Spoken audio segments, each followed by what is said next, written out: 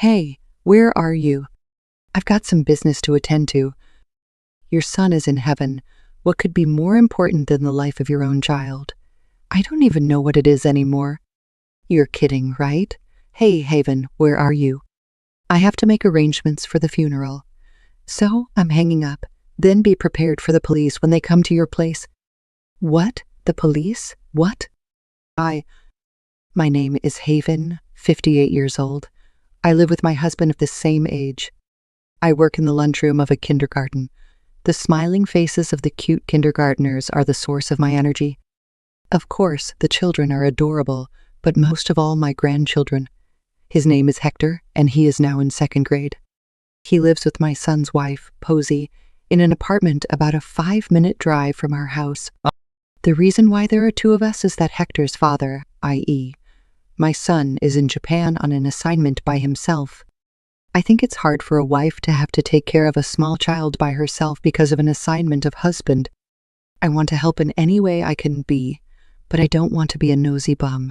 It is difficult to find this balance. Casey sometimes brings her grandchildren to our house and leaves them with me for half a day or so. Sometimes it's for work, sometimes it's to run errands, and the reasons vary, but I don't pry into it. I am happy just to have them come.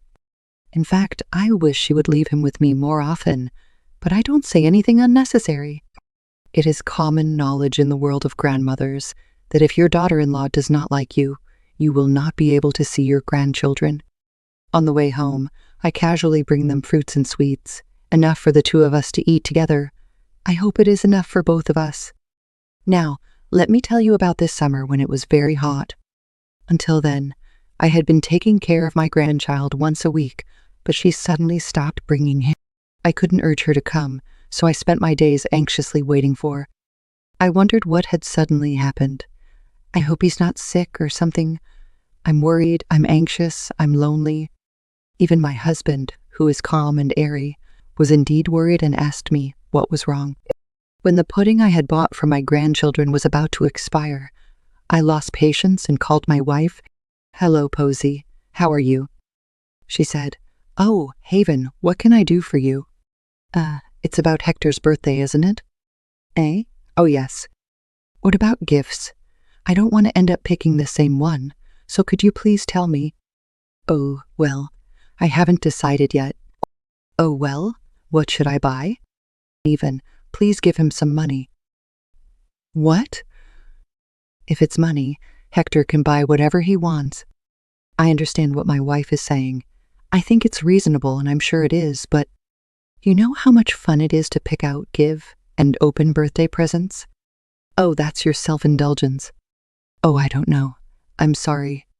I'm sure it's the money. Excuse me. Oh, Mr. Posey. Anything else? No, I was just wondering what's going on with Hector since you haven't come to drop him off lately. Nothing? Oh, well, that's okay. I don't know what was wrong with her. She was in a very bad mood. I wondered what was wrong. Maybe she was tired from the hot weather. She doesn't seem to want to talk much. So let's leave her alone. More importantly, what should we do about the gift? I want to see my grandson happy with a big box, but I can't buy him anything if she says, oh. The day of my grandson's birthday came before I decide his present. I thought over time and finally decided on a gift certificate. I think I will invite him to go shopping with me with it. Posey might not like it, but I have a plan. I also prepared a gift certificate for Posey. Am I a smart grandma? I can't buy her toys, but I'm sure she would be happy with a gift certificate. I will call Posey and grandson to ask their availability. I am excited, but the phone just kept. That's strange. It's the day of the birthday. It's Saturday, and I think they are home. But what's going on? I tried calling back several times, but it just kept repeating the announcement that either there was no signal or the phone was not turned on. After that, it's the same whether I call or not. I was starting to feel uneasy. Maybe this heat has made us both sick. If they fall down in a locked apartment, the bad thing can happen. I couldn't stop having a bad feeling. At that moment, my husband tapped me on the shoulder. I turned around in surprise to see him holding the car keys. Let's go. My husband is always so quiet, but but he has the energy to take action at times like this. Thank you, honey. We hurry to get into the car. Today's high temperature is 40 degrees. It is so hot that it is hard to breathe. I hope nothing is wrong. I soon arrived at my wife and grandson's apartment. The direct sunlight seems to burn my skin to a crisp. I press the intercom. There is no sign of them. I felt sweat started to pour out of me. Posey, Hector, please answer if you are there. Are you okay? I shouted while banging on the front door. Would it bother the neighbors if I shouted any louder? But I couldn't say that. I put my ear to the door and heard Hector's voice faintly. Grandma. Hector. It's unlocked. Thank God.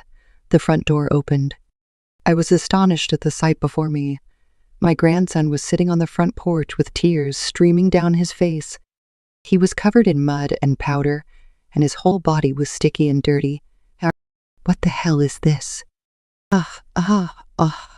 I'm so sorry. My husband supported my grandson, who could not stand up properly. I'm sorry. I don't know if it was because he was crying or because of the heat, but his face was bright red. He looked terrible with dirt, sweat, and tears. What's going on? What happened? When I kneeled down to be at the same eye level as my grandson, I realized it is not mud that is dirty. It is the sweet smell. It is chocolate, flour, and butter. I thought I was going to make a cake. He is frightened, thinking I will get angry. I spoke softly.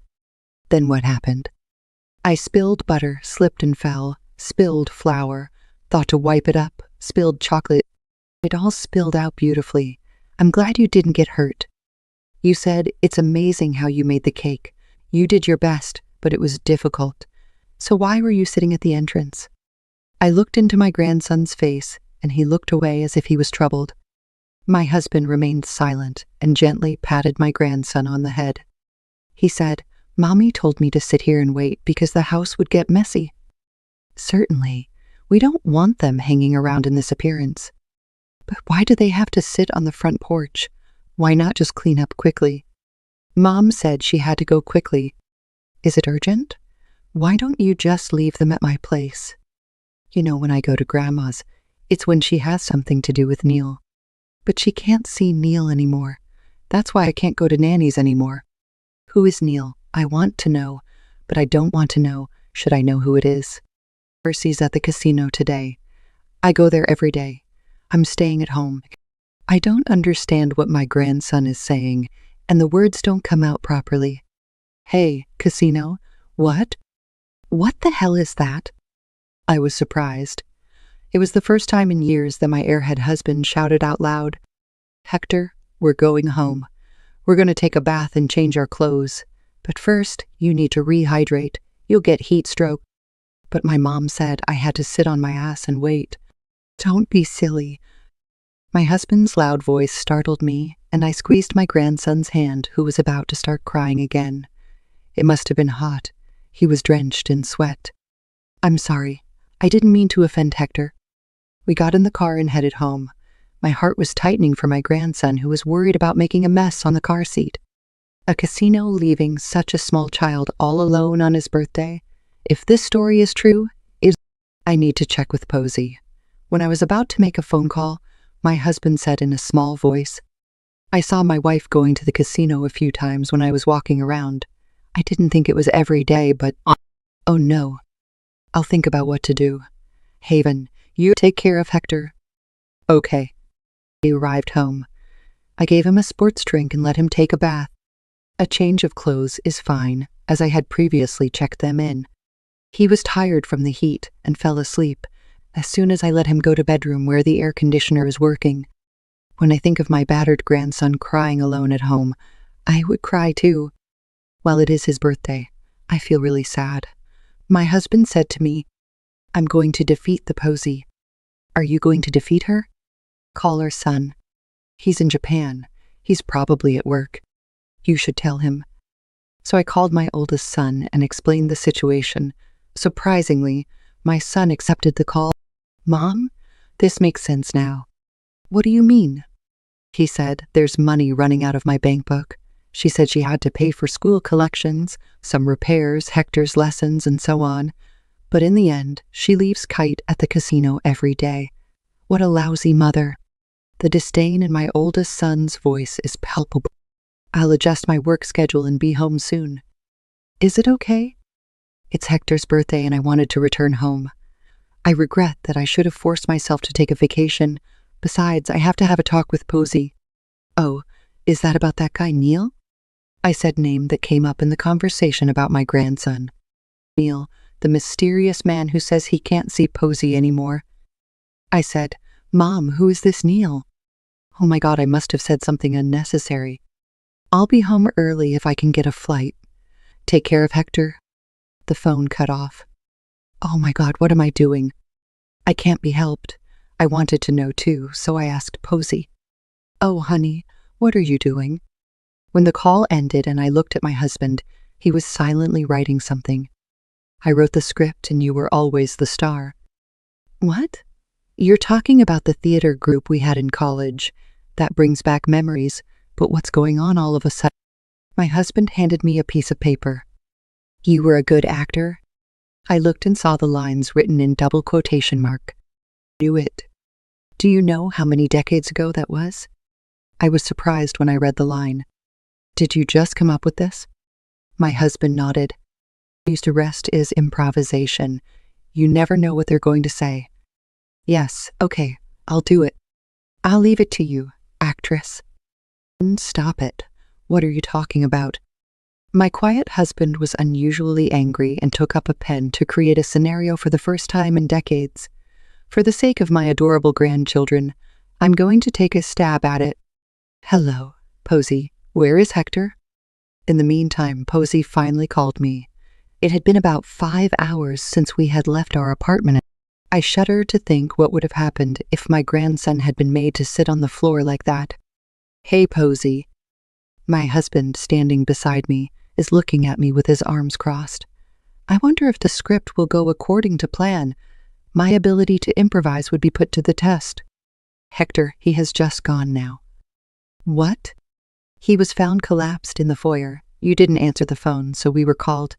And you turned off your phone, didn't you? What? Posey, where were you? And what were you doing in this situation? What? Where were you doing? What were you doing? Well, it's just that I have some business. What could be more important than Hector's life? Well, it's not important anymore. Haven, are you kidding me? Where are you? At home. I'm sorry. I have to make arrangements for Hector's funeral now. You're kidding, right? Wait a minute. Oh, I'm sure the police will come to you. What? The police? Okay, bye. When I hung up the phone, my husband nodded in satisfaction. Now, he said, it's going to be a hassle when Mr. Posey comes over, so let's go out for dinner. How shall we explain this to Hector? Even if we were satisfied, what would our grandchildren think? Leave it to me. But even if things go according to the scenario, Hector will be the one who decides in the end. He is going to write something else. Turn off your phone. Brett will contact me. Okay. Because we don't have all the actors in place yet. My husband looks a little happy, but is it my misunderstanding?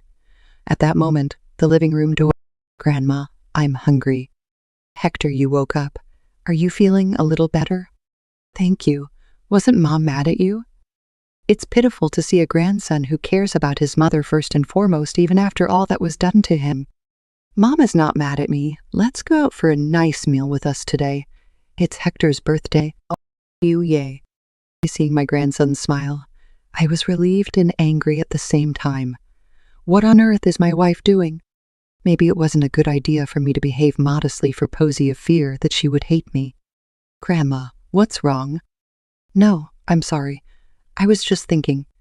This is not the time to be concerned about Posey for the sake of my cute grandchildren. I'm also concerned about the rest of the scenario my husband is writing. I'm just going to make it all clear and let the curtain fall on a happy ending. We ate hamburgers at my grandson's request and stayed at a nearby business hotel. As I overslept the next morning, I received a call from my eldest son that he would be arriving here soon. My husband handed me a next edition of script. I looked it over and found it to be chaos. He said, I have the script, but all you have to do is to make momentum. I'm the only one with a script. This is impossible. Don't worry, turn on your phone. Posey will call you as soon as she can and ask you to go to the nearest diner. I don't know what will happen. Hector and me will stay here. Why you don't stay with us? Keep your phone turned on. I'll be fine as long as I can hear you. My husband must have an idea. I decided to listen to him. Heaven called me right away, and I was able to call her at the designated casual restaurant. Haven looked exhausted, as if she had not slept. I said to her, Posey, you look terrible. When I turned to her, my wife glared at me and spit out. I couldn't sleep because you said something about the police. The house is a mess with Hector making a mess, and it's just awful. Her first words lost any faint hope I had left. I thought she would be worried about her own children, but this wife only cares about herself. Already, my husband and I are on call on our phones. However, I don't hear any instructions from that side, so I make the momentum. Posey, what happened yesterday? It was Hector's birthday, wasn't it? It doesn't matter if it's a birthday or not. If a child does something wrong, I scold him. What did Hector do wrong? It sucks. It's so bad I can't even think about it. He must be like his father. How selfish of her. I took a deep breath. How can you look so hurtless although Hector has gone? After a moment of silence, Haven said, Are you satisfied as long as I cry very much? I felt the blood drain from my face. I was surprised not only Haven, but also at her husband, who had anticipated this trend and had already written up the scenario. Neil is here. What? My heart is pounding. Can I really say this? Neil is worried about you and wants to see you. Haven's demeanor changed blatantly. She was leaning back in the chair and looking up at an angle, but then she sat back down, her hands on her knees, fix her messy hair. Why, Neil? Posey, Neil, is that Hideki, right? Yes, he is Neil Hellman, the house builder who remodeled your house last year. Wow, amazing. If I speak as the lines, the story will go on by itself. Oh, I see. It was that hilarious Neil Hellman from sales, wasn't it? When did you become... You knew about me and Neil thing, didn't you? Oh no, please tell me. At that moment, the door of the casual restaurant opened. Not Neil, but my son, Brett, appeared. The timing of his appearance was perfect. Posey was surprised and speechless, and Brett could not hide his anger and sadness. Why are you here? Aren't you in Japan? Who the fuck is Neil? Shut up. What's wrong with me? No, it's all your fault. What do you think you're doing? Haven, what's going on? You broke up with Neil Hellman, didn't you, Posey? No, I promised to marry him. What? Marriage? With Hector gone, Neil will be back soon. Of course, this is not in the script. I'm getting dizzy. Easy, I want my money back. The money you spent at the casino, our money. Yes, the money, I'll give it back. And I'll give you Hector's life insurance money. You are an asshole. You didn't care about Hector. Whatever. I need Neil. I watched the two of them arguing with each other on edge. The script at hand only goes so far. What will happen now? And then the husband with the grandchild appears. Mom. What? Hector, are you alive? Then what about the insurance money?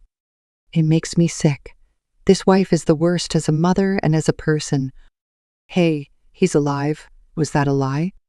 I'm sorry I tried to test you. I wanted you to be sorry. But I know very well how you feel about Hector. Posey is being given everyone there a dirty look. Liar, you cheated. You people are worse than me. Ignoring Posey, Brett hugged Hector. I'm going to end my assignment. I'm sorry for everything. Come live with Daddy. I really didn't want to. I missed you, Dad. Sorry, Hector, sorry. Father and son are confirming their love for each other. No, you guys sit down, you'll stand out. I don't even want to sit with you. We're going home. That's terrible. You make it sound like it's my fault.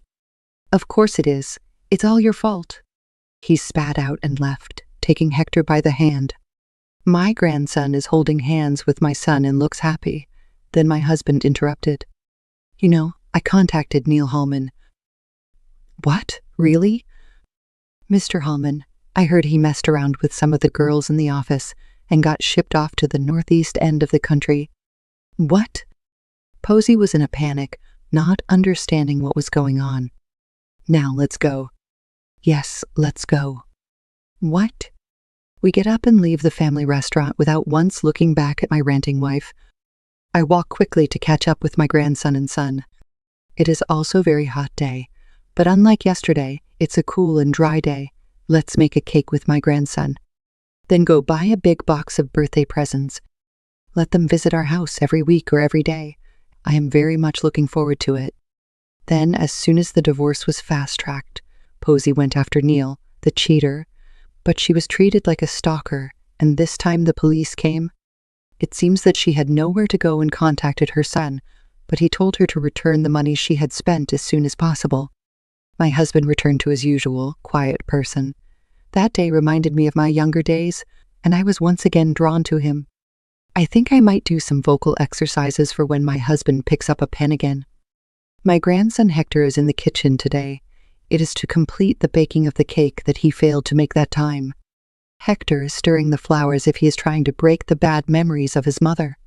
The pitiful looking brings tears to my eyes. The sponge cake will be baked soon, so let's decorate it together, Grandma and Grandpa. Hector's eyes were sparkling.